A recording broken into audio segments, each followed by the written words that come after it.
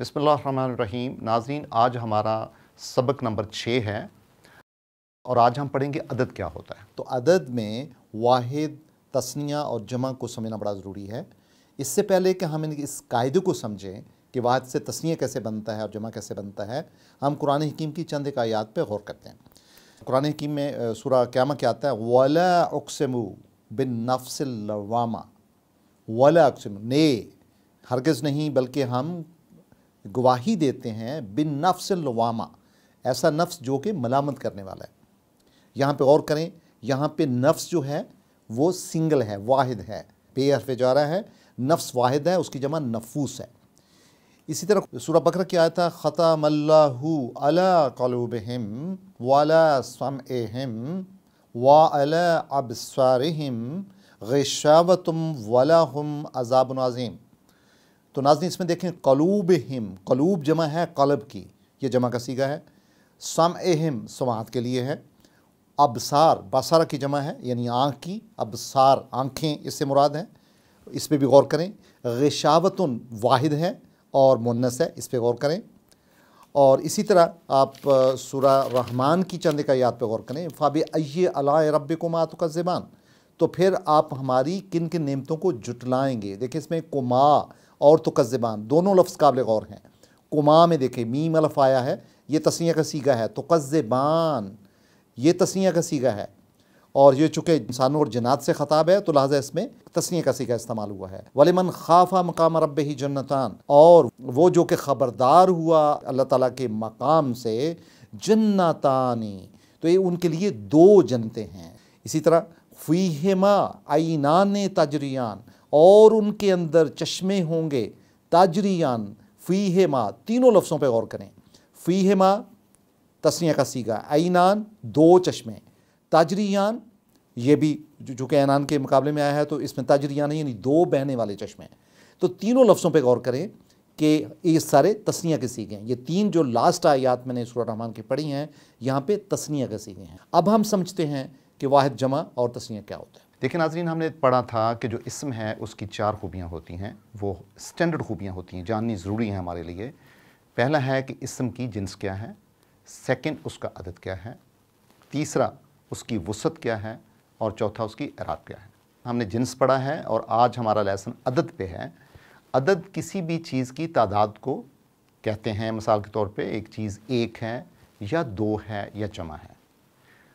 बाकी ज़बानों में सिर्फ वाहिद और जमा इस्तेमाल होता है, यानी एक या एक से ज़्यादा अदाद।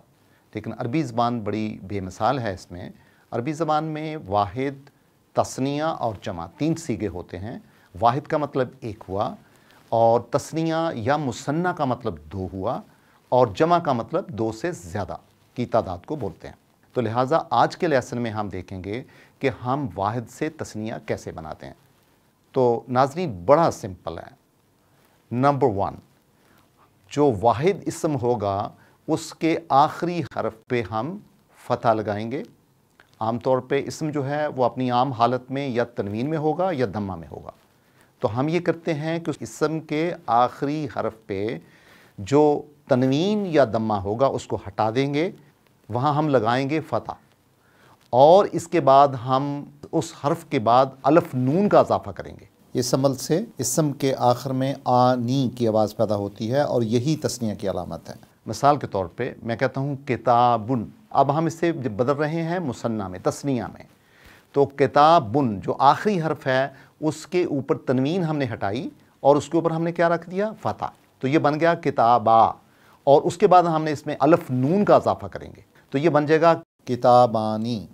इसी तरह हम बोलते हैं जन्नतुन, तो जब हम इसका तस्निया बनाएंगे ये बन जाएगा जन्नतानी। कलमुन, कलम को बोलते हैं कलमानी।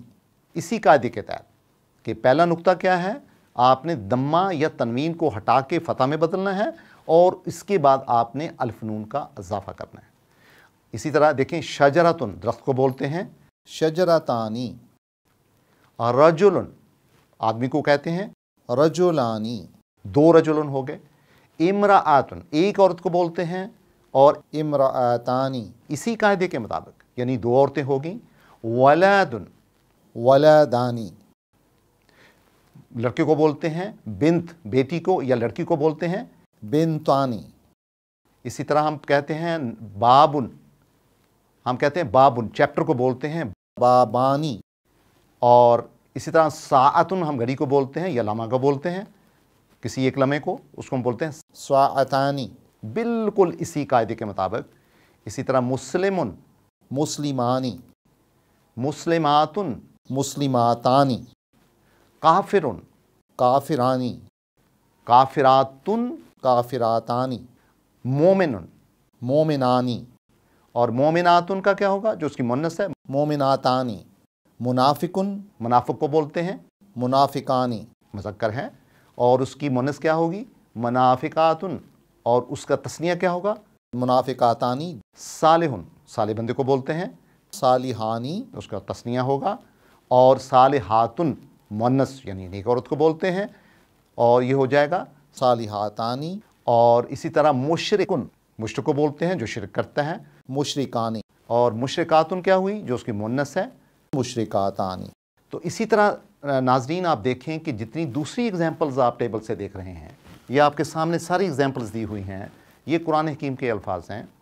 आप इनमें एक एक लफ्ज़ को लेके उसका मानी जाने, इसके बाद अपने कायदे को, जो कि 2 नुक्तों पे महित है, कि नंबर 1 आपने तनवीन या उसके दम्मा को हटा के फ़तह रखना है, और उसके बाद उसमें अलिफ नून का इजाफा करना है, तो गोया आपका एक इसम जो है वो वाहिद से तस्निया बन जाएगा।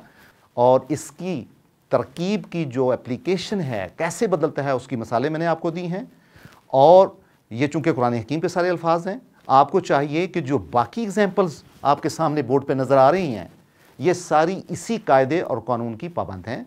तो मेरी आपसे ये गुजारिश होगी कि आप इन अल्फाज पे गौर करें, उनके मुआनी को जानें, और तस्निया का जो तसव्वुर अरबी ज़बान में है, बाकी ज़बानों में नहीं है, जो 2 के लिए कुरान हकीम ने मसन्ना या तस्निया का सीगा इस्तेमाल किया है, आप इसको बनाने का तरीका जो आज आपको बताया गया है, इसकी प्रैक्टिस करें, इसको समझें और इन अल्फाज के मुआनी को भी जानें।